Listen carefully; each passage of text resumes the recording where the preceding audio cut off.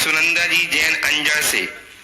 नमस्ते महाराज जी, नमस्ते महाराज जी, नमस्ते महाराज जी। हम भगवान का अभिषेक करते हैं और अभिषेक के बाद में शांति धारा करते हैं। तो शांति धारा महाराज जी हम करते हैं तो कुछ लोग ऐसा कहते हैं कि योर समय जल बोले आप डाल रहे हैं, बोले वो योर समय जल मतलब शांति धारा का डाल रहे हैं बोले तो महाराज जी शांति धारा हम जो करते हैं उससे हमें क्या पुण्य मिलता है महाराज जी? और हम शांति धारा करने के बाद में कुछ भी दान के रूप में भंडार में कुछ भी राशि डालें महाराज जी? देखिए, सबसे पहली बात तो जो लोग ये कहते हैं कि तुम व्यर्थ में जल ढाल रहे हो, उनकी बात को ही व्यर्थ समझो। अरे जिसके लिए भगवान का अभिषेक व्यर्थ दिखता हो, उससे व्यर्थ और निरर्थक बात और क्या होगी? काश वो भगवान की भक्ति की महिमा जानता, हमारे शास्त्रों में अभिषेक का जो महात्म बताया उसे पहचानता। हमारे जैन शास्त्रों में अभिषेक का बड़ा प्राचीन काल से विधान है। आचार्य कुंद ने अभिषेक का वर्णन किया है, स्नान का, दिव्य स्नान का वर्णन किया है। अन्य आचार्यों ने भी अभिषेक का वर्णन किया। आचार्य यति ऋषभ ने तिलोपन्नति में तो इतने जगह अभिषेक का उल्लेख किया है कि जिसके लिए जितना कहा जाए उतना कम है। एक विशेष बात मैं अभिषेक के महात्म्य की आप सबको बताना चाहता हूं। हमारे यहाँ पूजन से ज्यादा अभिषेक को महत्व दिया गया। आपके तिलोपन्नति में तो सब जगह लिखा तत्तो जिनाभिषेया भक्ति ये पगुप बनती।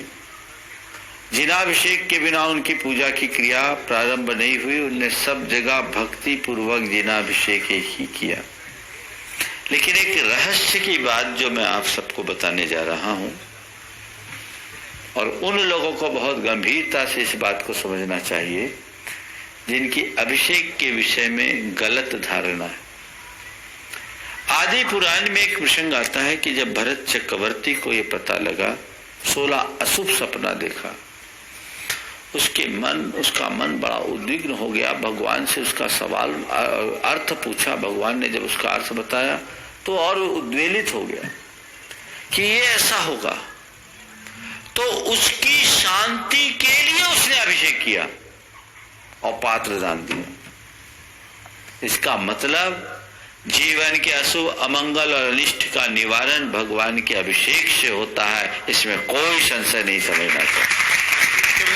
भरत चक्रवर्ती ने ये जो अभिषेक किया शांति के लिए, तो शांति के लिए किया जाने वाला अभिषेक ही शांति धारा है, समझ गए?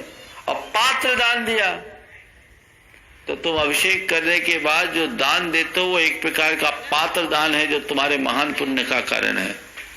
इसलिए खाली हाथ अभिषेक मत करो, दान भी करो।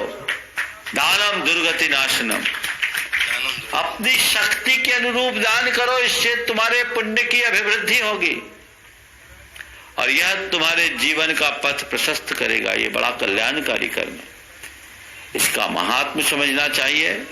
और अभिषेक आदि की महिमा तो उनसे पूछो जिनने अपने जीवन में अभिषेक का फल पाया। मेरे संपर्क में एक युवक 14 वर्षों से व्यापार में निरंतर विफल होता था। जहां हाथ डालता था वहां उसको नुकसान होता था।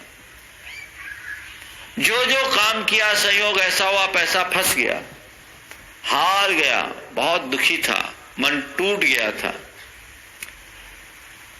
डिप्रेशन जैसी स्थिति हुई। परिवार के लोग मेरे पास लेकर आए, मैंने उसे समझाया और उससे कहा, भाई तेरा पुण्य छीन दिखता, अपने पुण्य को गाढ़ा कर, नित्य भगवान का अभिषेक करना शुरू करो। 3 महीने तक अभिषेक करके आप अपने पुण्य की को गाढ़ा बनाओ, उसके बाद काम करना। उसने मेरी बात को पूरी तरह अपनाया, अभिषेक करना शुरू किया। आज वो नित्य अभिषेक करता है और उसके बाद उसने अपना कारोबार शुरू किया। दिन दुनी रात चौगुनी उसकी वृद्धि हो रही है और वो कईयों को अभिषेक से जोड़ दिया। मैं ये नहीं कहता कि इसके लिए आप अभिषेक करो, पर मैं ये कहता हूं कि ये महान पुण्यकारी क्रिया है, इसलिए इसका लाभ लेते रहना चाहिए। और अभिषेक के साथ जब महामस्तकाभिषेक हो तो और महान फल। जिनका वर्ष में एक बार अभिषेक हो रहा है, और अतिशयकारी हजारों वर्ष प्राचीन 52 गजा के भगवान का अभिषेक, ये अपने आप में महान दुर्लभ क्षण है। जो लोग भी इसमें अपनी सहभागिता देंगे वो बड़े भाग्यशाली हैं। लोगों को इस अवसर का लाभ भरपूर उठाना चाहिए। यहाँ की समिति पूरी व्यवस्था कर ही रही है। अभी बड़े उत्साह के